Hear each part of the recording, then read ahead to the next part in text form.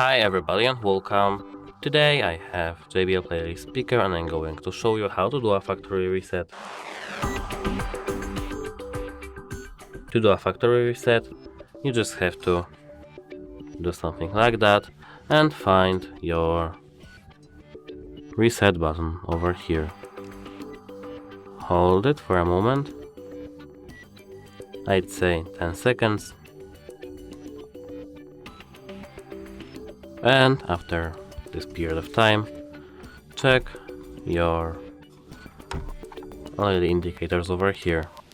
Now we have to wait for a minute until our speaker will automatically go into parent mode.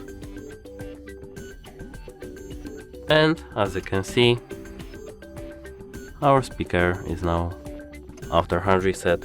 That's it, hope it helps you, goodbye!